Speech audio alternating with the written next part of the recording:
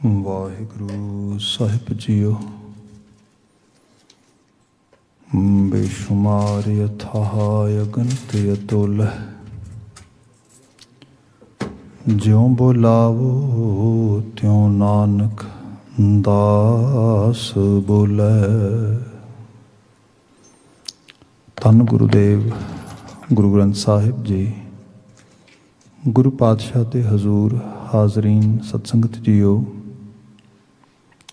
ਜਾਂ ਘਰਾਂ ਥਾਵਾਂ ਤੋਂ ਗੁਰੂ ਸ਼ਬਦ ਨਾਲ ਆਪਣੀ ਸੁਰਤ ਨੂੰ ਮੰਡਿਤ ਕਰ ਰਹੇ ਸਤਸੰਗੀ ਜੀਓ, ਆਪ ਵਡਭਾਗੇ ਹੋ, ਗੁਰੂ ਸ਼ਬਦ ਦੀ ਸਾਂਝ ਪਾ ਰਹੇ ਹੋ। ਅੱਜ ਦੂਸਰੇ ਪਾਤਸ਼ਾਹ ਨਾਨਕ ਜੋਤ ਦੇ ਦੂਸਰੇ ਜਾਨਸ਼ੀਨ ਧੰਨ ਗੁਰੂ ਅੰਗਦ ਸਾਹਿਬ ਜੀ ਦਾ ਪ੍ਰਕਾਸ਼ ਦਿਵਸ ਗੁਰਦੁਆਰਾ ਸਾਹਿਬ ਵਿਖੇ ਰੱਖੇ ਗਏ ਸਹਿਜ ਪਾਠ ਦੇ ਭੋਗ ਪਏ ਅੱਜ ਦੁਪਹਿਰੇ। ਸੋ ਪੂਰੇ ਦਿਨ ਦੇ ਦੀਵਾਨ ਇਸ ਪਾਵਨ ਗੁਰਪੁਰਬ ਨੂੰ ਸਮਰਪਿਤ ਸੀ। ਅਗਲੇਰੇ ਬਣਦੇ ਸਮੇਂ ਦੇ ਵਿੱਚ ਗੁਰੂ ਪਾਤਸ਼ਾਹ ਦੇ ਕੁਝ ਜੀਵਨ ਪ੍ਰਸੰਗ ਨੂੰ ਦੇਖਦਿਆਂ ਹੋਇਆਂ, ਉਹਨਾਂ ਦੀਆਂ ਸਿੱਖਿਆਵਾਂ, ਉਹਨਾਂ ਦੀ ਬਾਣੀ, ਉਹਦੀ ਬਾਤ ਕਰਦਿਆਂ ਹੋਇਆਂ ਅਸੀਂ ਮਹਾਰਾਜ ਜੀ ਦੀਆਂ ਪਾਵਨ ਜੀਵਨ ਰਿਸ਼ਮਾਂ ਵਿੱਚੋਂ ਸਿੱਖਿਆ ਪ੍ਰਾਪਤ ਕਰਨ ਦਾ ਯਤਨ ਕਰਾਂਗੇ।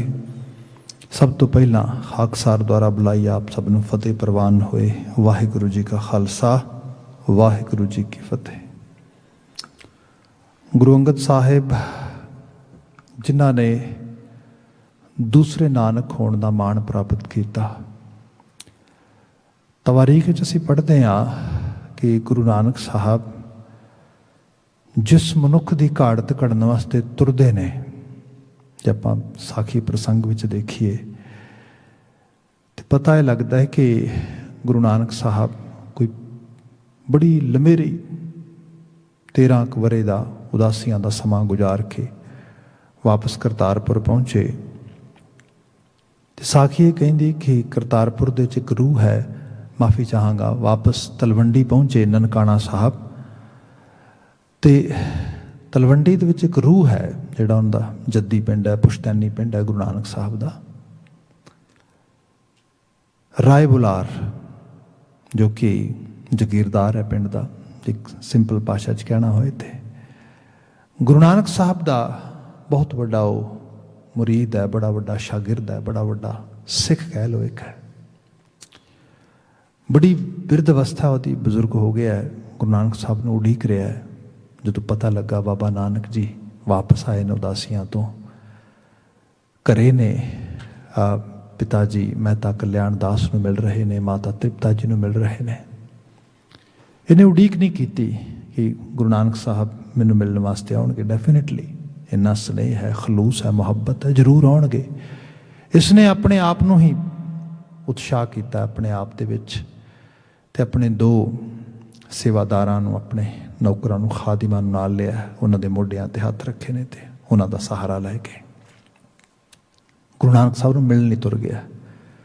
ਜਦੋਂ ਬਾਬਾ ਮਹਿਤਾ ਕਲਿਆਣ ਦਾਸ ਜੀ ਦੀ ਦਹਲੀਜ਼ 'ਤੇ ਪਹੁੰਚਿਆ, ਅੱਗੋਂ ਘਰ ਵਾਲਿਆਂ ਨੇ ਦੇਖਿਆ ਬਾਬਾ ਨਾਨਕ ਜੀ ਆਪ ਵਿਰਾਜਿਤ ਨੇ ਉੱਥੇ, ਪਰਿਵਾਰ ਦੇ ਜੀਅ ਵਿਰਾਜਿਤ ਨੇ, ਕੁਝ ਹੋਰ ਬੇਦੀ ਪਰਿਵਾਰ ਦੇ ਲੋਕ ਆ ਕੇ ਬਾਬਾ ਨਾਨਕ ਜੀ ਦੀਆਂ ਬਾਤਾਂ, ਪੌਂਦਿਆਂ ਦੀਆਂ ਬਾਤਾਂ ਸੁਣ ਰਹੇ ਨੇ। ਇੱਕਦਮ ਸਾਰਿਆਂ ਦਾ ਧਿਆਨ ਗਿਆ ਤੇ ਉਨੀ ਦੇਰ ਤੱਕ ਰਾਏ ਬੁਲਾਰ ਜੀ ਥੋੜ੍ਹਾ ਅੱਗੇ ਨੇੜੇ ਹੋ ਗਏ ਨੇ। ਗੁਰੂ ਨਾਨਕ ਸਾਹਿਬ ਉੱਠ ਕੇ ਖੜੇ ਹੋਏ। ਨੋ ਡਾਊਟ ਬੜਾ ਪਿਆਰ ਹੈ, ਸਤਿਕਾਰ ਕਰਦੇ ਨੇ ਇਸ ਬਜ਼ੁਰਗ ਰੂਹ ਦਾ। ਤੇ ਇਸਨੇ ਆਵਾਜ਼ ਦੇ ਕੇ ਕਿਹਾ, ਕਹਿਣ ਲੱਗਾ, ਨਾਨਕ ਸਾਹਿਬ ਬੜੀਆਂ ਸ਼ਿੱਦਤ ਦੀਆਂ ਉਡੀਕਾਂ ਤੋਂ ਬਾਅਦ ਇਹਨਾਂ ਅੱਖਾਂ ਨੂੰ ਤੁਹਾਡੇ ਦੀਦਾਰ ਹੋਏ ਨੇ। ਮੇਰੇ ਮੁਰਸ਼ਿਦ ਕਾਮਲ ਹੋ ਤੁਸੀਂ। ਮੇਰੀ ਇਸ ਉਡੀਕ ਨੂੰ ਹੁਣ ਪੂਰੀ ਉਸ ਰਵਾਨਗੀ ਦੇ ਵਿੱਚ ਮੈਨੂੰ ਮਾਨਣ ਤੇ ਆ ਜੇ। ਦੇਖਿਆ ਜੇ ਮੇਰੇ ਕਿਤੇ ਅਕੀਦਤ ਵਿੱਚ ਕੋਈ ਕਮੀ ਨਾ ਰਹਿ ਜਾਏ, ਇਸ ਕਰਕੇ ਮੈਨੂੰ ਆਪਣਾ ਚਾਅ ਪੂਰਾ ਕਰ ਲੈਣ ਦਿਓ।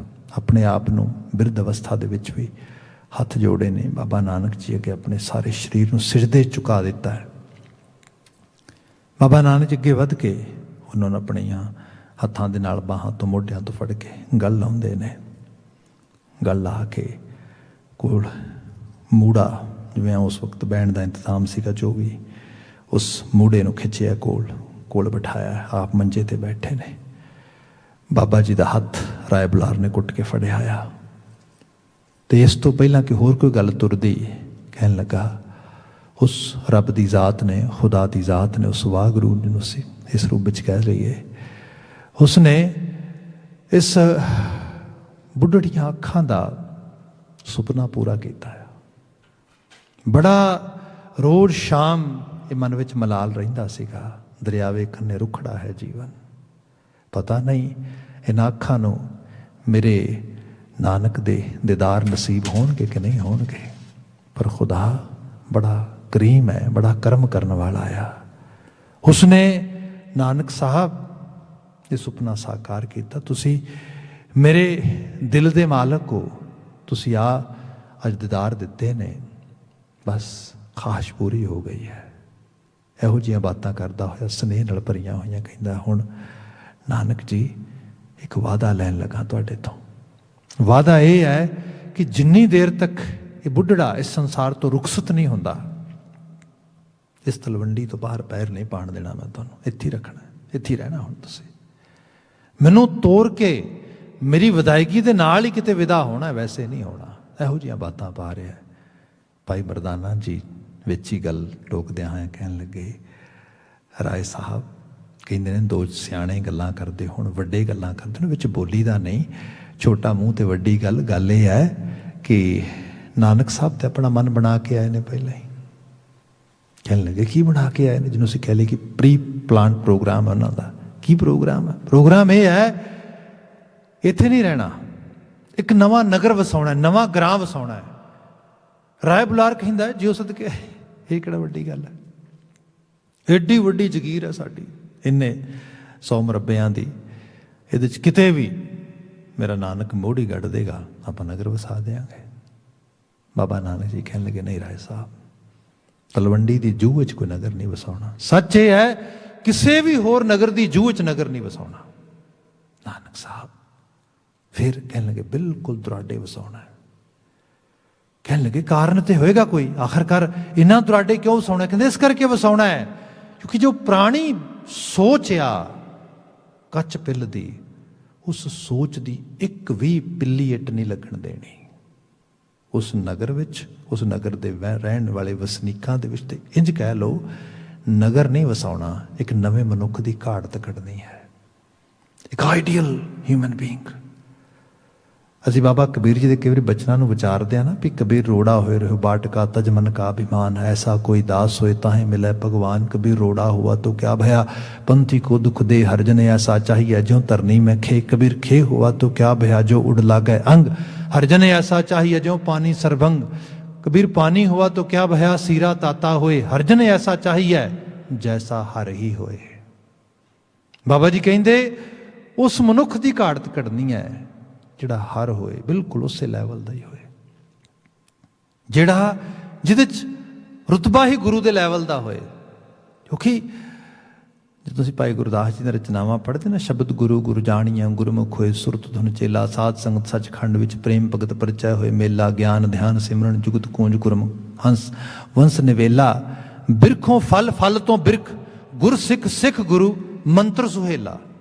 ਬਿਰਖੋਂ ਫਲ ਫਲ ਤੋਂ ਬਿਰਖ, ਜੋ ਕੁਦਰਤ ਦਾ ਨਿਯਮ ਆ, ਇੱਕ ਬਿਰਖ ਹੁੰਦਾ ਹੈ, ਬਿਰਖ ਨੂੰ ਇੱਕ ਫਲ ਲੱਗਦਾ, ਉਸ ਫਲ ਵਿੱਚ ਬੀਜ ਹੁੰਦਾ, ਉਸ ਬੀਜ ਨੂੰ ਦੁਬਾਰਾ ਬੀਜੋ, ਫਿਰ ਉਹੋ ਜਿਹੇ ਬਿਰਖ ਉੱਗਦਾ, ਫਿਰ ਉਹੋ ਜਿਹੇ ਫਲ ਲੱਗਦਾ।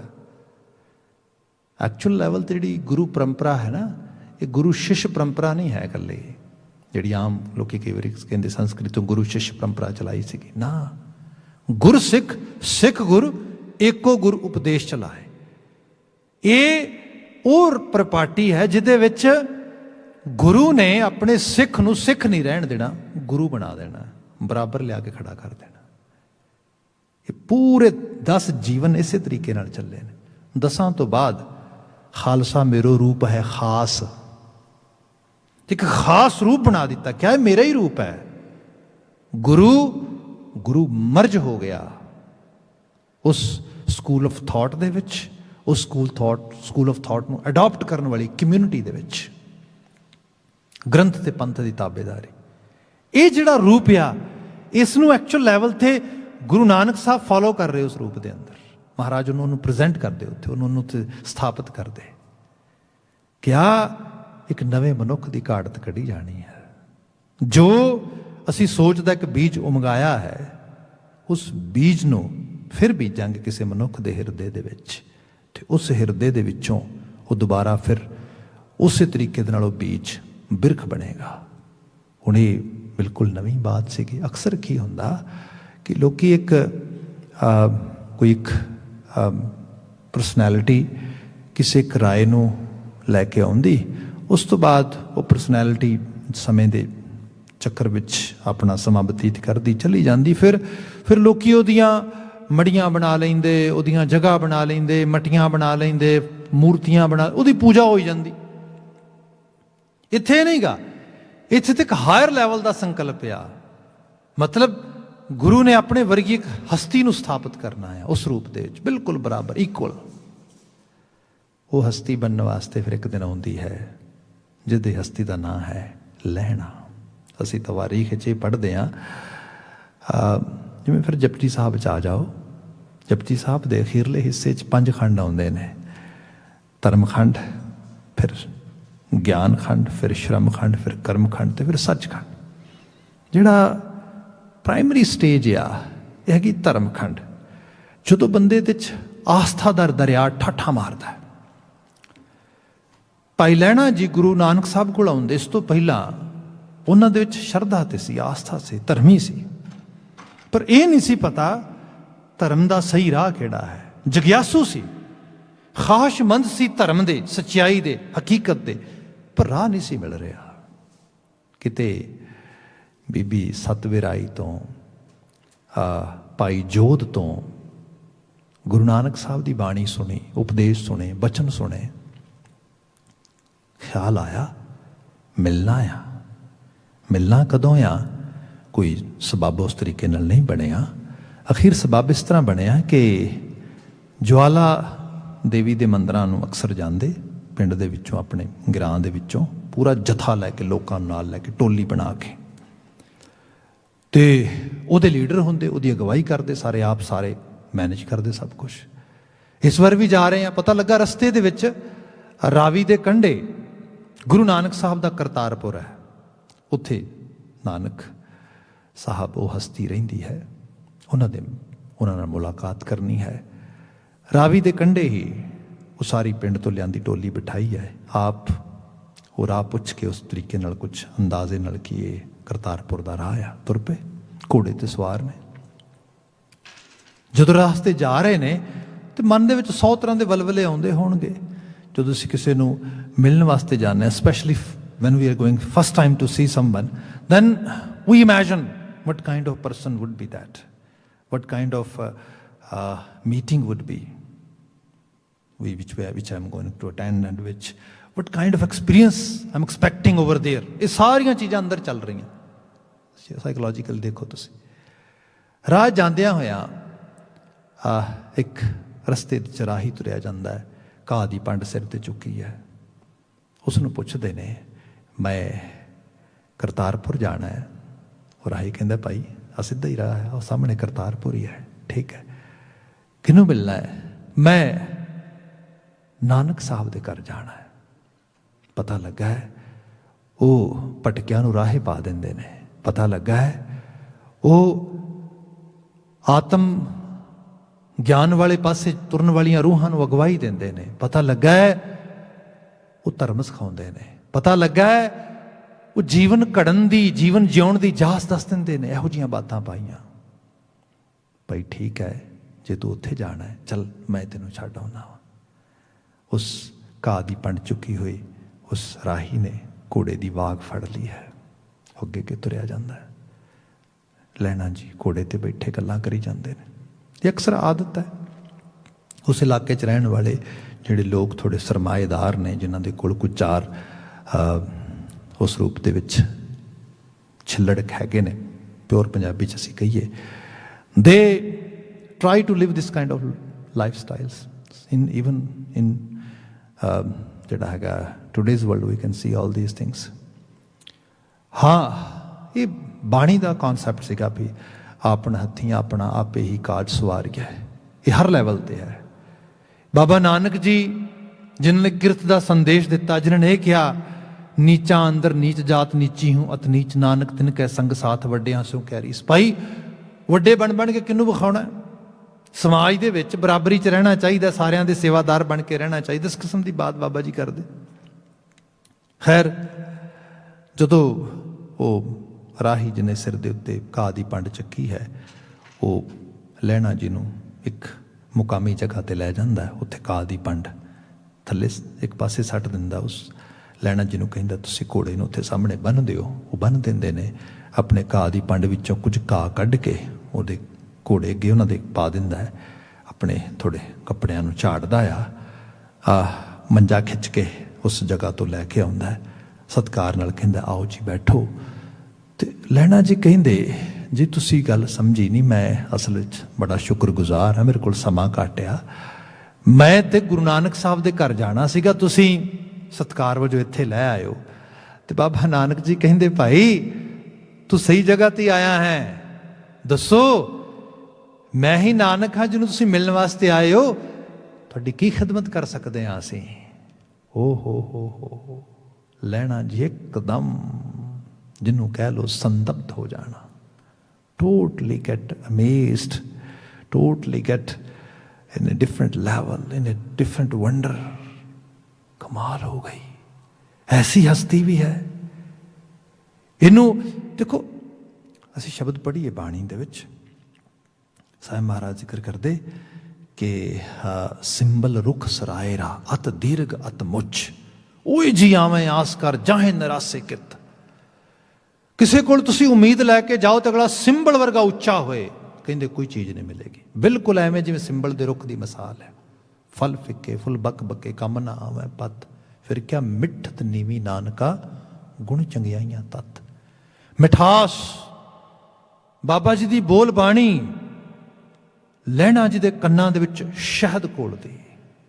ਇਹ ਕਿਹਾ ਗਿਆ ਦਾਨੇ ਲੋਕਾਂ ਦੁਆਰਾ, ਮਨ ਕਿਸੇ ਵੱਡੇ ਰਸ ਦਾ ਸ਼ੌਕੀਨ ਹੈ। ਅੱਜ ਕੱਲ੍ਹ ਤੇ ਸਿੰਪਲ ਤੌਰ ਤੇ ਕਹਿੰਦੇ ਆ ਵੀ we enjoy dopamine in our mind and sometimes we actually dopamine become culprit for us and it actually makes us slave, but at the same time ਜੇ ਸਾਨੂੰ ਉਸ ਮਨ ਦੀ ਦੁਨੀਆ 'ਚ ਕੋਈ ਚੰਗੀ ਚੀਜ਼ ਉਸ ਕਿਸਮ ਦੀ ਆ ਜਾਏ ਜਿਹੜੀ ਸਾਨੂੰ ਉਮਦਾ ਲੈਵਲ ਦਾ ਰਸ ਪ੍ਰਾਪਤ ਕਰਵਾਏ, ਬਾਬਾ ਜੀ ਦੇ ਬਚਨ ਬੋਲ ਖਿਆਲ ਗੱਲਾਂ ਲਹਿਣਾ ਜੀ ਨੂੰ ਖਰੀਦ ਲੈਂਦੀਆਂ ਨੇ। ਉਹ ਇੱਕ ਤਰ੍ਹਾਂ ਦੇ ਉਹਨਾਂ ਦੇ ਮੁਰੀਦ ਹੋ ਜਾਂਦੇ, ਮੁਰਸ਼ਦ ਦੇ ਤੌਰ ਤੇ ਉਹਨੂੰ ਐਕਸੈਪਟ ਕਰ ਲੈਂਦੇ। ਉਹਨਾਂ ਦੀ ਹਲੀਮੀ ਅਹਿਸਾਸ ਆ ਜਾਂਦਾ, ਹੋ ਐਸਾ ਮੁਰਸ਼ਦੇ ਕਾਮਲ ਵੀ ਹੈ ਧਰਤੀ ਦੇ ਉੱਤੇ। ਬਸ ਉੱਥੇ ਹੀ ਸਿਜਦੇ 'ਚ ਝੁਕ ਗਏ, ਲਿਫ ਗਏ, ਨਿਮ ਗਏ, ਮੱਥਾ ਟੇਕਿਆ ਕਿ ਆ ਕੀ ਕੀਤਾ ਤੁਸੀਂ?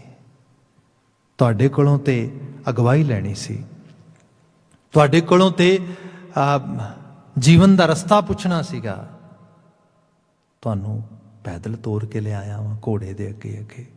ਤੁਹਾਨੂੰ ਸਤਿਕਾਰ ਦੇਣ ਦੀ ਬਜਾਏ ਇਸ ਕਿਸਮ ਦੀ ਮੈਂ ਜਿਹੜੀ ਹੈ ਜਿਹਨੂੰ ਕਹਿ ਲਓ ਹਰਕਤ ਕਰ ਕੀਤੀ ਹੈ ਜਿਹਦੇ 'ਚ ਤੁਹਾਡਾ ਤਿਰਸਕਾਰ ਮੈਨੂੰ ਨਜ਼ਰ ਪੈ ਰਿਹਾ ਹੈ। ਬਾਬਾ ਜੀ ਹੱਸ ਪਏ, ਹੱਸ ਕੇ ਲੈਣਾ ਜਿਹਨੂੰ ਮੰਜੇ ਤੇ ਬਿਠਾਇਆ, ਕਹਿਣ ਲੱਗੇ ਕਿਹੜੀ ਗੱਲ ਕਰਦੇ ਹੋ, ਨਾਂ ਕੀ ਹੈ ਤੁਹਾਡਾ? ਕਹਿਣ ਲੱਗੇ ਲੈਣਾ। ਕਹਿੰਦੇ ਜੀ ਬਿਲਕੁਲ ਠੀਕ ਗੱਲ ਹੈ, ਜਿਹੋ ਜਿਹਾ ਨਾਂ ਹੈ ਉਹੋ ਜਿਹਾ ਕਰਮ ਹੈ। ਭਾਈ ਲੈਣੇ ਹੋ, ਭਾਈ ਲੈਣ ਵਾਲੇ ਹੋ, ਲੈਣ ਵਾਲੇ ਘੋੜਿਆਂ ਤੇ ਚੜ੍ਹ ਕੇ ਆਉਂਦੇ ਨੇ। ਬਾਕੀ ਗੱਲ ਰਹੀ ਲੈਣਾ ਜੀ, ਤੁਸੀਂ ਰਾਹ ਹੀ ਤੇ ਪੁੱਛਿਆ ਸੀ, ਮੈਂ ਰਾਹ ਹੀ ਤੇ ਦੱਸਿਆ ਤੁਹਾਨੂੰ। ਤੁਸੀਂ ਕਹਿੰਦੇ ਹੋ ਮੈਂ ਤੁਹਾਡੇ ਤੋਂ ਗਵਾਹੀ ਲੈਣੀ ਸੀ, ਗਵਾਹੀ ਤੇ ਕੀਤੀ ਹੈ ਤੁਹਾਡੀ, ਦੱਸੋ ਨਹੀਂ ਕੀਤੀ? ਕਹਿਣ ਲੱਗੇ ਹਾਂ ਪਾਤਸ਼ਾਹ ਵਾਕਿਆ 'ਚ ਕੀਤੀ ਹੈ। ਬਸ ਜਿਵੇਂ ਅੱਜ ਅਗਵਾਈ ਕੀਤੀ ਜੇ, ਐਵੇਂ ਦੀਨ ਦੁਨੀ ਦੇ ਰਾਹ ਦਾ ਹੁਣ ਇਸੇ ਤਰ੍ਹਾਂ ਅਗਵਾ ਬਣ ਕੇ ਰਿਹਾ ਜੇ, ਹੁਣ ਇਸੇ ਤਰ੍ਹਾਂ ਗਾਈਡ ਬਣ ਕੇ ਰਿਹਾ ਜੇ। ਐਕਚੁਅਲੀ ਇਹ ਸਹੀ ਰੂਪ ਵਿੱਚ ਕਿਹਾ ਜਾਏ ਭਾਈ ਲਹਿਣਾ ਜੀ ਦੀ ਸਿੱਖ ਇਤਿਹਾਸ ਵਿੱਚ ਸਿੱਖੀ ਦੇ ਸਕੂਲ 'ਚ ਐਂਟਰੀ ਹੈ। ਇੱਥੋਂ ਅਸਲ 'ਚ ਬਾਤ ਅਸੀਂ ਤਵਾਰੀਖ 'ਚ ਪੜ੍ਹਦੇ ਹੈਗੇ ਹਾਂ। ਫਿਰ ਅਗਲੇ ਜੀਵਨ ਪ੍ਰਸੰਗ ਨੂੰ ਅਸੀਂ ਦੇਖੀਏ। ਜਨਮ ਸਾਖੀ 'ਚ ਮੈਂ ਦੇਖਦਾ ਹਾਂ ਬਾਬਾ ਜੀ ਬਾਣੀ ਉਚਾਰਦੇ, ਬਾਣੀ ਰਚਦੇ, ਬਾਣੀ ਲਿਖਦੇ, ਬਾਣੀ ਕਲੈਕਟ ਕਰਦੇ। ਭਗਤਾਂ ਦੀ ਬਾਣੀ ਇੰਨੀ ਕਲੈਕਟ ਕੀਤੀ, ਆਪ ਇੰਨੀ ਰਚਨਾ ਰਚੀ। ਜਨਮ ਸਾਖੀ 'ਚ ਅਸੀਂ ਦੇਖਦੇ ਹਾਂ ਕਿ ਗੁਰੂ ਨਾਨਕ ਸਾਹਿਬ ਇੱਕ ਦਿਨ ਭਾਈ ਲਹਿਣਾ ਜੀ ਨੂੰ ਜੋ ਬਾਣੀ ਦੇ ਮਤਲਬ ਪੰਨੇ ਸੀਗੇ, ਪੱਤਰੇ ਕਹਿ ਲਓ, ਜਿਹਨਾਂ ਨੂੰ ਕਹਿ ਲਓ ਕਿ ਅੱਜ ਕੱਲ੍ਹ ਅਸੀਂ ਪੇਜਸ ਕਹਿ ਦਿੰਦੇ ਹਾਂ, ਇਹਨਾਂ ਨੂੰ ਤਰਤੀਬ ਵਾਈਜ਼ ਲਾਉਂਦੇ ਇਸ ਤਰੀਕੇ ਦੇ ਨਾਲ। ਤੇ ਗੁਰੂ ਨਾਨਕ ਸਾਹਿਬ ਇਹਨੂੰ ਬੜੇ ਧਿਆਨ ਨਾਲ ਦੇਖਦੇ ਤੇ ਦੇਖ ਕੇ ਇਹ ਆਵਾਜ਼ ਦੇ ਕੇ ਕਹਿੰਦੇ ਲਹਿਣਾ ਜੀ ਤੁਸੀਂ ਇਹ ਪੱਤਰੇ ਦਰੁਸਤ ਲਾਏ ਜੇ, ਠੀਕ ਲਾਏ ਜੇ ਮੈਂ ਲਾਉਂਦਾ ਤੇ ਐਵੇਂ ਹੀ ਲਾਉਣੇ ਸੀਗੇ। ਐਕਚੁਅਲੀ ਇਹ ਗੱਲਾਂ ਪਤਾ ਕੀ ਨੇ, ਇਹ ਰਮਜੀ ਗੱਲਾਂ ਨੇ। ਤੁਸੀਂ ਉਸ ਸ਼ਬਦ ਦੇ ਖਜ਼ਾਨੇ ਦੇ ਮਾਲਕ ਬਣ ਰਹੇ ਹੋ। ਇਹ ਪੱਤਰੇ ਬਾਹਰ ਹੀ ਸਿਰਫ ਅਲਾਈਨ ਨਹੀਂ ਹੋਏ, ਅੰਦਰ ਵੀ ਹੋ ਰਹੇ ਨੇ ਉਸ ਰੂਪ ਦੇ ਅੰਦਰ। ਇਹਦੀਆਂ ਫਿਰ ਸਾਨੂੰ ਕਈ ਰਮਜਾਂ ਸਾਖੀਆਂ 'ਚ ਮਿਲਦੀਆਂ ਨੇ, ਕਈ ਉਸ ਰੂਪ ਦੇ, ਕਿਉਂਕਿ ਸ਼ਬਦ ਦਾ ਆਵਰਣ ਇੱਕ ਲੈਵਲ ਤੇ ਉੱਥੇ ਆ ਰਿਹਾ ਹੈਗਾ। ਇੱਕ ਸਾਖੀ ਹੋਰ ਕਹਿ ਕੇ ਵਾਈਂਡ ਅਪ ਕਰ ਦਿੰਦਾ। ਧੰਨ ਗੁਰੂ ਅੰਗਦ ਸਾਹਿਬ ਦੀ ਅਸੀਸ ਮਿਲੇ ਸਾਨੂੰ ਸਾਰਿਆਂ ਨੂੰ। ਜਿਵੇਂ ਉਹਨਾਂ ਨੇ ਸਿੱਖੀ ਕਮਾਈ, ਅਸੀਂ ਉਸ ਜਾਚ ਨੂੰ ਸਿੱਖ ਸਕੀਏ। ਜਿਵੇਂ ਅਸੀਂ ਬਚਨ ਪੜ੍ਹਦੇ ਹਾਂ ਨਾ ਉਹਨਾਂ ਦੇ, ਜਿਸ ਪਿਆਰੇ ਸਿਓ ਨੇਹ ਤਿਸ ਆਗੈ ਮਰ ਚੱਲੀ ਹੈ। ਜਿਹਦੇ ਨਾਲ ਨੇਹ ਹੋ ਜੇ ਉਹਦੇ ਤੋਂ ਆਪਣਾ ਜੀਵਨ ਨਿਉਛਾਵਰ ਕਰ ਦਿੱਤਾ, ਆਪਣਾ ਆਪਾ ਨਿਉਛਾਵਰ ਕਰ ਦਿੱਤਾ ਹੈ। ਲਹਿਣਾ ਜੀ ਨੇ ਆਪਣੀ ਪਹਿਚਾਨ ਹੀ ਗੁਰੂ ਨਾਨਕ ਦੀ ਪਹਿਚਾਨ 'ਚ ਮਰਜ ਕਰ ਦਿੱਤੀ। ਐਕਚੁਅਲੀ ਜੇ ਸਹੀ ਤਰ੍ਹਾਂ ਕਿਹਾ ਜਾਏ ਨਾ, this is the way of association as Bhai Lehna ji teaches us by showing some sort of his dedication toward Guru Sahib। Metaphoric ਵੇ ਨਾਲ ਕਈ ਰੂਪਾਂ 'ਚ ਬਿਆਨ ਕੀਤਾ ਜਾਂਦਾ। ਕਹਿੰਦੇ ਸਿੱਖ ਤੇ ਗੁਰੂ ਦਾ ਮਿਲਾਪ ਕਿਵੇਂ ਹੁੰਦਾ ਆ? ਕਹਿੰਦੇ ਐਵੇਂ ਹੁੰਦਾ ਹੈ ਜਿਵੇਂ ਦਿਨ ਰਾਤ ਨੂੰ ਮਿਲਦਾ ਹੈ ਤੇ ਦਿਨ ਰਾਤ ਵਿੱਚ ਮਰਜ ਕਰ ਜਾਂਦਾ। ਅਸਲ 'ਚ ਦਿਨ ਹੀ ਰਾਤ ਬਣ ਜਾਂਦਾ ਹੈ, ਰਾਤ ਦਿਨ ਨੂੰ ਮਿਲਦੀ ਹੈ, ਰਾਤ ਹੀ ਦਿਨ ਬਣ ਜਾਂਦੀ ਹੈ। ਐਕਚੁਅਲੀ ਇਸ ਤਰੀਕੇ ਦੀ ਮਰਜ ਆ, ਆਪਣੀ ਹੋਂਦ ਰੱਖੀ ਨਹੀਂ ਉਹਦੇ ਵਿੱਚ। ਆਪਾਂ ਬੀਤੇ ਕੱਲ ਇੱਕ ਬਚਨ ਵਿਚਾਰ ਰਹੇ ਸੀਗੇ ਕਿ ਬਾਬਾ ਕਬੀਰ ਜੀ ਦਾ ਜਦੋਂ ਵਾਈਂਡ ਅਪ ਕਰ ਰਹੇ ਸੀਗੇ, ਬਾਅਦ 'ਚ ਕੁਝ ਸੱਜਣ ਪੁੱਛ ਵੀ ਰਹੇ ਸੀ ਮੈਨੂੰ, ਭਾਈ ਸਾਹਿਬ ਉਹ ਵਿੱਚ ਰਹਿ ਗਿਆ, ਬਾਈ ਚਾਂਸ ਹੁਣ ਬਾਤ ਆਈ ਮੇਰੇ ਜ਼ਹਿਨ ਵਿੱਚ। ਜ਼ਿਕਰ ਹੈ ਕਿ ਹਰਦੀ ਪੀਰਤਨ ਹਰੇ ਚੂਨ ਚਿਹਨ ਨਾ ਰਹਾਏ, ਬਲਿਹਾਰੀ ਜਿਹ ਪ੍ਰੀਤ ਕੋ ਜਾਤ ਵਰਨ ਕੁਲ ਜਾਏ। ਹਰਦੀ ਪੀਰਤਨ ਹਰੇ ਚੂਨ ਚਿਹਨ ਨਾ ਰਹਾਏ। ਚੂਨ ਚੂਨਾ ਜਿਹੜਾ ਚਿੱਟੀ ਰੰਗ ਦੀ ਕਲੀ ਹੁੰਦੀ ਹੈ, ਇਹ ਚਿੱਟੀ ਹੁੰਦੀ ਬਿਲਕੁਲ ਗ੍ਰੈਂਡ ਵਾਈਟ। ਹਲਦੀ ਪੀਲੇ ਰੰਗ ਦੀ ਹੁੰਦੀ ਹੈ, ਬਿਲਤਨ ਹੁੰਦਾ ਉਹਦੇ ਵਿੱਚ। ਆਪ ਅਹਿਸਾਸ ਕਰੋ, ਹਲਦੀ 'ਚ ਪੀਲਾਪਨ ਹੈ, ਚੂਨੇ 'ਚ ਚਿੱਟਾਪਨ ਹੈ। ਦੋਨਾਂ ਨੂੰ ਮਿਕਸ ਕਰੋ ਨਾ ਚੂਨੇ ਦੀ ਚਟਿਆਈ ਰਹਿ ਜਾਂਦੀ ਹੈ, ਨਾ ਹਲਦੀ ਦਾ ਪੀਲਾਪਨ ਰਹਿੰਦਾ, ਇੱਕ ਨਵਾਂ ਰੰਗ ਆ ਜਾਂਦਾ। ਪ੍ਰੀਤ ਇਹ ਹੁੰਦੀ ਹੈ, ਪ੍ਰੀਤ ਇਹ ਹੁੰਦੀ ਹੈ ਆਪਣੇ ਆਪ ਨੂੰ ਕਿਸੇ ਦੇ ਹਵਾਲੇ ਕਰ ਦੇਣਾ, ਮਰਜ ਕਰ ਜਾਣਾ। ਕਹਿਣ ਲੱਗੇ ਜਦੋਂ ਪ੍ਰੀਤ ਉਸ ਜ਼ੋਬਨ ਤੇ ਆਉਂਦੀ ਹੈ ਨਾ, ਹਰਦੀ ਪੀਰਤਨ ਹਰੇ ਚੂਨ ਚਿਹਨ ਨਾ ਰਹਾਏ, ਬਲਿਹਾਰੀ ਇਹ ਜਾਤ ਕੋ, ਬਲਿਹਾਰੀ ਇਹ ਪ੍ਰੀਤ ਕੋ ਜਿਹ ਜਾਤ ਵਰਨ ਕੁਲ ਜਾਏ। ਐਸੀ ਪ੍ਰੀਤ ਤੋਂ ਬਲਿਹਾਰ ਜਾਈਏ ਜਿਹਦੇ 'ਚ ਜਾਤ ਵਰਨ ਕੁਲ ਸਭ ਖਤਮ ਹੋ ਜਾਏ, ਆਈਡੈਂਟਿਟੀ ਹੀ ਬਦਲ ਜਾਏ, ਨਵੀਂ ਆਈਡੈਂਟਿਟੀ। ਲੈਣਾ ਲੈਣਾ ਨਾ ਰਿਹਾ, ਪਤਾ ਕੀ ਬਣ ਗਿਆ? ਅੰਗਦ ਨਹੀਂ, ਪਾਰਟ ਆਫ ਗੁਰੂ, ਅੰਗ ਹਿੱਸਾ, ਗੁਰੂ 'ਚ ਮਰਜ ਹੋ ਗਿਆ। ਤੇ ਜਦੋਂ ਇਹ ਚੀਜ਼ ਵਾਪਰਦੀ ਹੈ, ਆਖਰੀ ਸਾਖੀ ਕਹਿ ਕੇ ਉਸ ਰੂਪ ਵਿੱਚ ਵਾਈਂਡ ਅਪ ਕਰ ਦੇਣਾ। ਗੁਰੂ ਨਾਨਕ ਸਾਹਿਬ 1539 ਦੇ ਵਿੱਚ ਇਨਸੀਡੈਂਟ ਵਾਪਰਦਾ ਮਹਾਰਾਜ ਦੇ ਜੋਤੀ ਜੋਤ ਸਮਾਉਣ ਤੋਂ ਕੁਝ ਦਿਨ ਪਹਿਲਾਂ।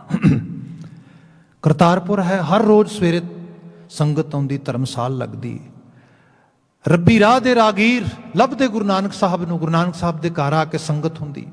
ਮੋਹਸਨ ਫਾਨੀ ਵਰਗੇ ਬੰਦੇ ਲਿਖਦੇ ਕਿੱਡੀ ਵੱਡੀ ਉਮਤ ਬਣ ਰਹੀ ਸੀ ਗੁਰੂ ਨਾਨਕ ਸਾਹਿਬ ਜੀ ਦਾ, ਮਤਲਬ ਅੰਦਾਜ਼ਾ ਲਾਣਾ ਮੁਸ਼ਕਲ ਸੀਗਾ। ਹਰ ਰੋਜ਼ ਐਸੇ, ਅੱਜ ਅਸੀਂ ਬਾਣੀ ਪੜ੍ਹ ਕੇ ਸਰਸ਼ਾਰ ਹੁੰਦੇ ਆ, ਆਪ ਅੰਦਾਜ਼ਾ ਲਾਓ ਜਦੋਂ ਉਸ ਬਾਣੀ ਨੂੰ ਉਸ ਲੈਵਲ ਤੇ ਗੁਰੂ ਸਾਹਿਬ ਆਪ ਆਪਣੀ ਮੁਖਾਰਬਿੰਦ ਤੋਂ ਉਚਾਰਦੇ ਵਿਖਿਆਉਂਦੇ ਹੋਣਗੇ, ਕੈਸੀਆਂ ਰੂਹਾਂ ਹੋਣਗੀਆਂ ਜਿਹੜੀਆਂ ਮਾਣਦੀਆਂ ਹੋਣਗੀਆਂ ਉਸ ਸੰਗਤ ਨੂੰ। ਇਹੋ ਜਿਹੇ ਲੋਕ ਆਉਂਦੇ ਰੋਜ਼। ਅੱਜ ਕੀ ਹੋਇਆ? ਅੱਜ ਧਰਮਸਾਲ ਦੇ ਵਿੱਚ ਸਾਰੀ ਸੰਗਤ ਆ ਰਹੀ ਹੈ, ਗੁਰੂ ਨਾਨਕ ਸਾਹਿਬ ਧਰਮਸਾਲ 'ਚ ਹੈ ਨਹੀਂ ਗੇ, ਅਕਸਰ ਮੰਜੇ ਤੇ ਬਿਰਾਜੇ ਹੁੰਦੇ, ਅੱਜ ਨਹੀਂ ਹੈ। ਕੁਝ ਇੱਕ ਦੋ ਸੱਜਣ ਜਿਹੜੇ ਆਏ ਉਹਨਾਂ ਨੇ ਕਿਹਾ ਵੀ ਭਾਈ ਰਸਤੇ 'ਚ ਅਸੀਂ ਦੇਖਿਆ ਸੀਗਾ ਕਿ ਧਾਨਕ ਦਾ ਰੂਪ ਬਣਿਆ ਸੀਗਾ। ਧਾਨਕ ਮੀਨ ਸ਼ਿਕਾਰੀ, ਪਾਟੇ ਜਿਹੇ ਕੱਪੜੇ ਪਾਏ ਸੀਗੇ, ਕੁਝ ਹੱਥ 'ਚ ਕੁੱਤਿਆਂ ਦੀਆਂ ਰੱਸੀਆਂ ਫੜੀਆਂ ਸੀ, ਕੁੱਤੇ ਸੀਗੇ, ਇੱਕ ਹੱਥ 'ਚ ਛੁਰਾ ਫੜਿਆ ਸੀਗਾ ਤੇ ਉਹ ਜੰਗਲ ਵੱਲ ਨੂੰ ਤੁਰੇ ਜਾਂਦੇ ਸੀ। ਕਈਆਂ ਨੇ ਕਿਹਾ ਹੱਦ ਹੋ ਗਈ, ਐਵੇਂ ਕਿਵੇਂ ਹੋ ਸਕਦਾ? ਬਾਬਾ ਜੀ ਦੇ ਇੱਥੇ ਬੈਠਦੇ ਸੀਗੇ ਤੇ ਇੱਥੇ ਬੈਠ ਕੇ ਸੰਗਤ ਦਾ ਉਤਾਰਾ ਕਰਦੇ ਸੀਗੇ।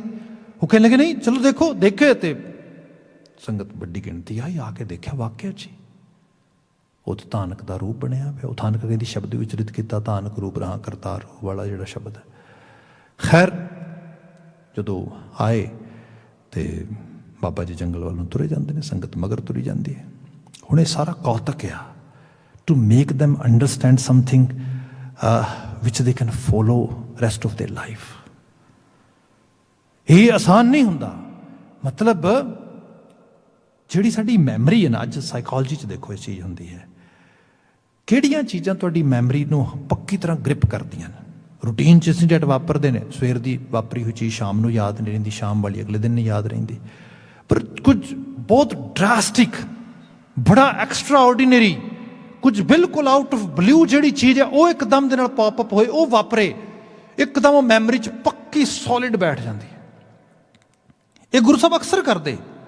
ਕਿਤੇ ਜਿਵੇਂ ਗੁਰੂ ਗੋਬਿੰਦ ਸਿੰਘ ਸਾਹਿਬ ਵਿਸਾਖੀ ਵਾਲੇ ਦਿਨ ਨੰਗੀ ਜਿਹੜੀ ਹੈ ਸ਼ਮਸ਼ੀਰ ਕੀਤੀ ਤੇ ਸਟੇਜ ਤੇ ਚੜ੍ਹ ਕੇ ਸਿਰਾਂ ਦੀ ਮੰਗ ਕੀਤੀ, ਪੱਕਾ ਇੱਕ ਇੰਪੈਕਟ ਪਾਉਣ ਵਾਸਤੇ, ਪ੍ਰਭਾਵ ਪਾਉਣ ਵਾਸਤੇ। ਹੁਣ ਇੱਥੇ ਕੀ ਹੋਇਆ, ਬਾਬਾ ਜੀ ਜੰਗਲ ਨੂੰ ਤੁਰੇ ਜਾਂਦੇ, ਸੰਗਤ ਮਗਰ ਤੁਰਦੀ ਹੈ। ਇੱਕ ਜਗ੍ਹਾ ਆਈ ਜਿੱਥੇ ਬਾਬਾ ਜੀ ਨੇ ਕੁਝ ਮਗਰ ਆਉਣ ਵਾਲਿਆਂ ਨੂੰ ਕੁਝ ਬੋਲ ਕਹੇ ਜਿਹੜੇ ਉਹਨਾਂ ਨੂੰ ਗਵਾਰਾ ਨਾ ਗੁਜਰੇ, ਤੇ ਉਹ ਉੱਥੋਂ ਪਿੱਛੇ ਹਟ ਕੇ ਚਲੇ ਗਏ, ਦੂਰ ਚਲੇ ਗਏ, ਮੋਸਟਲੀ ਚਲੇ ਗਏ। ਅੱਗੇ ਸਾਖੀ ਕੁਝ ਇਸ ਤਰ੍ਹਾਂ ਬਿਆਨ ਕਰਦੀ, ਬਾਬਾ ਜੀ ਨੇ ਕੁਝ ਹੀਰੇ ਜੇਬ ਵਿੱਚੋਂ ਕੱਢੇ, ਉਹ ਸੱਟੇ, ਕੁਝ ਹੀਰੇ ਲੈ ਕੇ ਚਲੇ ਗਏ, ਕੁਝ ਸੋਨਾ ਸੱਟਿਆ, ਸੋਨਾ ਲੈ ਕੇ ਚਲੇ ਗਏ। ਥੋੜ੍ਹੀ ਦੂਰ ਹੋਰ ਗਏ, ਕੁਝ ਬਾਬਾ ਜੀ ਨੇ ਬਿਲਕੁਲ ਥੋੜ੍ਹੇ ਜਿਹੇ ਰਹਿ ਗਏ, ਇੱਕ ਦੋ ਜਿਹਨੂੰ ਕਹਿ ਲਓ ਕਿ ਸਟੋਨ ਥਰੋਇੰਗ ਕੀਤੀ, ਇੱਕ ਦੋ ਢਿੰਮਾਂ ਚੁੱਕ ਕੇ ਮਾਰੀਆਂ। ਬਿਲਕੁਲ ਅਖੀਰ ਦੇ 'ਚ ਭਾਈ ਲਹਿਣਾ ਜੀ ਤੇ ਬਾਬਾ ਬੁੱਢਾ ਜੀ ਰਹਿ ਗਏ। ਕਹਿੰਦੇ ਬਿਲਕੁਲ ਲਾਸਟ ਪੁਆਇੰਟ ਤੇ ਬਾਬਾ ਬੁੱਢਾ ਜੀ ਪਿੱਛੇ ਹਟ ਗਏ, ਭਾਈ ਲਹਿਣਾ ਜੀ ਰਹਿ ਗਏ। ਤੇ ਬਾਬਾ ਜੀ ਨੇ ਜਾ ਕੇ ਪੁੱਛਿਆ ਵੀ ਲਹਿਣਿਆ ਸਾਰੇ ਚਲੇ ਗਏ, ਤੂੰ ਨਹੀਂ ਗਿਆ?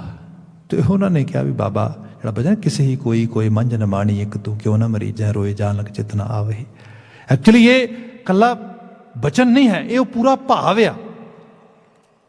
ਕਹਿੰਦੇ ਬਾਬਾ ਜਿਨ੍ਹਾਂ ਦੇ ਆਪੋ ਆਪਣੇ ਘਰ ਹੋਣਗੇ ਉਹ ਚਲੇ ਗਏ, ਆਪਣਾ ਤੇ ਘਰ ਹੀ ਕੋਈ ਨਹੀਂ, ਆਪਣਾ ਤੇ ਤੂੰ ਹੀ ਹੈ, ਜਿੱਥੇ ਤੂੰ ਹੈ ਉੱਥੇ ਮੈਂ ਤੇ ਕਿਤੇ ਜਾ ਨਹੀਂ ਸਕਦਾ। ਬਾਬਾ ਜੀ ਕਹਿੰਦੇ ਚਲੋ ਠੀਕ ਹੈ ਫਿਰ ਲੈਣਿਆ, ਅਸਲ 'ਚ ਤੂੰ ਕਾਹਦਾ ਘਰ ਲੱਭ ਰਿਹਾ, ਘਰ ਤੇ ਮੈਂ ਲੱਭ ਰਿਹਾ ਕਿਤੇ ਰਹਿਣ ਵਾਸਤੇ। ਹੁਣ ਮੈਂ ਤੇਰੇ ਘਰ ਵਿੱਚ ਰਵਾਂਗਾ, ਤੇਰੇ ਮਹਿਲ, ਇੱਥੋਂ ਮਹਿਲਾ ਬਣਿਆ, ਮਹਿਲ ਸ਼ਬਦ ਹੈ, ਤੇਰੇ ਮਹਿਲ 'ਚ ਮੈਂ ਰਹਿਣਾ ਹੁਣ ਇਸ ਰੂਪ ਦੇ ਵਿੱਚ। ਖੈਰ ਲੌਂਗ ਸਟੋਰੀ ਸ਼ਾਰਟ ਕਰਾਂ, ਉਸ ਰੂਪ ਦੇ ਵਿੱਚ ਉਸ ਸਾਖੀ ਦਾ ਜਿਹੜਾ ਲੱਭੋ ਲਬਾਬ ਹੈ, ਕਨਕਲੂਜਨ ਜਿਹੜਾ ਆ, ਅਗਲਾ ਦਿਨ ਆਇਆ, ਸੰਗਤ ਫਿਰ ਆਈ, ਬਾਬਾ ਜੀ ਮੰਜੇ ਤੇ ਬੈਠੇ, ਸੰਗਤ ਬੜੀ ਹੈਰਾਨ। ਕਈਆਂ ਨੇ ਕਿਹਾ ਕੌਤਕ ਹੋਇਆ, ਕੋਈ ਪਤਾ ਨਹੀਂ ਲੱਗਾ, ਬਾਬਾ ਜੀ ਕੁਝ ਸਿੱਖਿਆ ਦਿੱਤੀ ਹੈ। ਖੈਰ ਗੱਲ ਇੱਥੇ ਮੁੱਕੀ ਆ ਕੇ। ਇਸ ਤੋਂ ਪਹਿਲਾਂ ਕੋਈ ਪੁੱਛਦਾ, ਬਾਬਾ ਜੀ ਆਪ ਆਵਾਜ਼ ਦੇ ਕੇ ਕਹਿੰਦੇ ਸੰਗਤ ਜੀ ਵੈਸੇ ਤਾਂ ਬੜਾ ਪਿਆਰ ਕਰਦੇ ਹੋ ਤੁਸੀਂ ਸਾਨੂੰ, ਕੀ ਹੋਇਆ? ਕੱਲ ਇਸ ਬਜ਼ੁਰਗ ਸਰੀਰ ਨੂੰ, ਬੁੱਢੜੇ ਸਰੀਰ ਨੂੰ ਜੰਗਲ 'ਚ ਦੂਰ ਬੇਲੇ ਵਿੱਚ ਛੱਡ ਕੇ ਤੇ ਆਪ ਤੁਸੀਂ ਜਿਹੜਾ ਹੈ ਸਾਰੇ ਹੀ ਚਲੇ ਗਏ। ਇਹ ਤੇ ਠੀਕ ਨਹੀਂ ਨਾ ਗੱਲ, ਇੰਨਾ ਵੈਸੇ ਪਿਆਰ ਕਰਦੇ ਹੋ, ਦਾਵਾ ਕਰਦੇ ਹੋ। ਹੱਥ ਜੋੜੇ ਕੁਝ ਮੋਤ ਫਿਰ ਸਿੱਖਾਂ ਨੇ, ਕਹਿਣ ਲੱਗੇ ਬਾਬਾ ਜੀ ਕੌਤਕ ਸਮਝ ਨਹੀਂ ਆਇਆ, ਤਰਸ ਕਰੋ, ਦੱਸੋ ਕੀ ਸਿੱਖਿਆ ਆ? ਬਾਬਾ ਜੀ ਕਹਿੰਦੇ ਨਾ, ਜਵਾਬ ਦਿਓ, ਕਿਉਂ ਚਲੇ ਗਏ ਮੈਨੂੰ ਛੱਡ ਕੇ ਉੱਥੇ ਇਕੱਲੇ ਨੂੰ? ਕਹਿਣ ਲੱਗੇ ਬਾਬਾ ਜੀ ਇਸ ਕਰਕੇ ਚਲੇ ਗਏ ਕਿਉਂਕਿ ਤੁਹਾਡੇ ਕੋਲੋਂ ਅਸੀਂ ਰੱਬੀ ਬਚਨ ਸੁਣ ਲਿਆ ਆਉਂਦੇ ਹਾਂ, ਬੋਲ ਸੁਣ ਲਿਆ ਆਉਂਦੇ ਹਾਂ, ਬਾਣੀ ਸੁਣ ਲਿਆ ਆਉਂਦੇ ਹਾਂ। ਜਿਹੜੇ ਬਚਨ ਤੁਸੀਂ ਉੱਥੇ ਕਹੇ ਨਾ, ਉਹ ਸਾਨੂੰ ਗਵਾਰਾ ਨਹੀਂ ਗੁਜਰੇ, ਅਸੀਂ ਉਹ ਬੋਲ ਨਹੀਂ ਸੁਣਨੇ, ਸਾਨੂੰ ਤਾਂ ਬਾਣੀ ਸੁਣਾਓ। ਬਾਬਾ ਜੀ ਕਹਿੰਦੇ ਅੱਛਾ ਫਿਰ ਦੁਬਾਰਾ ਕਹਿ ਦੇ ਇੱਕ ਵਾਰੀ, ਤੁਸੀਂ ਕੀ ਸੁਣ ਲਈ ਆਏ ਸੀ? ਕਹਿਣ ਲੱਗੇ ਅਸੀਂ ਤੇ ਰੱਬੀ ਬਚਨ ਸੁਣ ਲਿਆ ਸੀ, ਬਾਣੀ ਸੁਣ ਲਿਆ ਸੀ, ਅਸੀਂ ਉਹ ਬੋਲ ਨਹੀਂ ਸੁਣਨੇ ਜਿਹੜੇ ਤੁਸੀਂ ਉੱਥੇ ਸੁਣਾਏ ਸੀਗੇ। ਬਾਬਾ ਜੀ ਕਹਿਣ ਲੱਗੇ ਬਸ ਇਹਨੂੰ ਘੁੱਟ ਕੇ ਫੜ ਲਿਓ, ਹੁਣ ਤੁਹਾਡਾ ਤੇ ਮੇਰਾ ਰਿਸ਼ਤਾ ਬਚਨ ਦਾ ਰਿਸ਼ਤਾ ਹੈ, ਬੋਲ ਦਾ ਰਿਸ਼ਤਾ ਹੈ, ਸ਼ਬਦ ਦਾ ਰਿਸ਼ਤਾ ਆ। ਬਸ ਹੁਣ ਇਹ ਸਮਝੋ ਅੱਜ ਤੋਂ ਬਾਅਦ ਉਹੀ ਸ਼ਬਦ, ਉਹੀ ਬਚਨ, ਉਹੀ ਬੋਲ ਇਹ ਸਰੀਰ ਨਹੀਂ ਸੁਣਾਏਗਾ। ਲਹਿਣਾ ਜੀ ਦੀ ਬਾਂਹ ਫੜ ਕੇ ਅੱਗੇ ਕੀਤਾ, ਇਹ ਸਰੀਰ ਸੁਣਾਏਗਾ। ਤੁਸੀਂ ਹੁਣ ਇੱਥੋਂ ਇਹ ਬਚਨ ਸੁਣਨੇ ਨੇ, ਇਸ ਸਰੀਰ ਨੇ ਹੁਣ ਨਹੀਂ ਸੁਣਾਣੇ। ਤੁਸੀਂ ਇਹਦੇ ਨਾਲ ਨਹੀਂ ਜੁੜਨਾ, ਇਹ ਬਚਨਾਂ ਦੇ ਕਰਕੇ ਇੱਥੇ ਜੁੜਨਾ ਹੈ। ਹੁਣ ਜਿਹੜਾ ਸਤਿਗੁਰ ਬਚਨ ਹੈ, ਸਤਿਗੁਰ ਇਹ ਰੂਪ ਆ। ਲੈਣੇ ਤੋਂ ਅੰਗਤ ਬਣਨ ਵਾਲੀ ਉਹ ਹਸਤੀ, ਦੂਸਰੇ ਨਾਨਕ ਗੁਰੂ ਅੰਗਦ ਸਾਹਿਬ, ਉਹ ਇਸ ਬਚਨ ਦੇ, ਇਸ ਗ੍ਰੰਥ ਤੇ ਪੰਥ ਦੀ ਉਸ ਰਵਾਨਗੀ ਦੇ ਵਿੱਚ ਦੂਸਰੇ ਜਾਮੇ ਦਾ ਰੋਲ ਅਦਾ ਕਰਦੇ ਨੇ। ਐਸੇ ਸਤਿਗੁਰੂ ਨਾਨਕ ਮਹਾਰਾਜ, ਐਸੇ ਦੂਸਰੇ ਨਾਨਕ ਜੀ, ਉਹਨਾਂ ਨੂੰ ਅਸੀਂ ਅੱਜ ਆਪਣੀ ਅਕੀਦਤ ਅਦਾ ਕਰਦੇ ਹਾਂ, ਆਪਣੀ ਸ਼ਰਧਾ ਅਦਾ ਕਰਦੇ ਹਾਂ। ਉਹਨਾਂ ਦਾ ਪ੍ਰਕਾਸ਼ ਪੁਰਬ ਹੈ। ਆਪ ਸਮੂਹ ਸੰਗਤ ਨੂੰ ਬਹੁਤ ਸਾਰੇ ਦਿਲੀ ਮੁਬਾਰਕਬਾਦ। ਜਿਵੇਂ ਬਾਣੀ 'ਚ ਲਿਖਿਆ ਨਾ, ਫੇਰ ਵਸਾਇਆ ਫੇਰੂਆਣ ਸਤਿਗੁਰੂ ਖਾਡੂਰ, ਜਿਵੇਂ ਉਜੜੇ ਖਾਡੂਰ ਨੂੰ ਵਸਾਇਆ ਦੁਬਾਰਾ, ਗੁਰੂ ਮਹਾਰਾਜ ਐਵੇਂ ਕਰਨ, ਸਾਡੀ ਉਜੜੀ ਜ਼ਿੰਦਗੀ ਨੂੰ ਦੁਬਾਰਾ ਵਸਾ ਦੇਣ। ਜਿਵੇਂ ਖਡੂਰ ਸਾਹਿਬ ਬਣ ਗਿਆ, ਸਾਡੀ ਜ਼ਿੰਦਗੀ ਨੂੰ ਇੱਜ਼ਤ ਤੋਂ ਸਾਹਿਬੀ ਮਿਲੇ, ਜਿਹੜੀ ਗੁਰੂ ਅੰਗਦ ਸਾਹਿਬ ਵਕਤ ਦੇ ਤੌਰ 'ਤੇ ਉਸ ਸਮੇਂ ਵਿਚਰਦਿਆਂ ਬਾਣੀ ਨੂੰ ਪ੍ਰਚਾਰਦਿਆਂ ਬਖਸ਼ ਕੇ ਗਏ। ਅੱਜ ਵੀ ਬਾਣੀ ਰੂਪ 'ਚ ਸਾਡੇ ਨਾਲ ਨੇ, ਸਾਡੇ ਅੰਗ ਸੰਗ ਨੇ, ਉਹਨਾਂ ਨੂੰ ਅਸੀਂ ਯਾਦ ਕਰਦੇ ਹਾਂ। ਇੰਨੀਆਂ ਬੇਨਤੀਆਂ ਨਾਲ ਹੀ ਮੈਂ ਆਪ ਸਮੂਹ ਸੰਗਤ ਤੋਂ ਮੁਆਫੀ ਮੰਗਦਾ ਹਾਂ। ਕਰਸਾਨੀ ਹਕੂਕ ਲਈ ਜੂਝ ਰਹੇ ਮਾਈ ਭਾਈ ਦੀ ਸਫਲਤਾ ਤੇ ਚੜ੍ਹਦੀ ਕਲਾ ਦੀ ਕਾਮਨਾ ਤੇ ਅਰਦਾਸ ਦੇ ਨਾਲ ਵਾਹਿਗੁਰੂ ਜੀ ਕਾ ਖਾਲਸਾ, ਵਾਹਿਗੁਰੂ ਜੀ ਕੀ ਫਤਿਹ।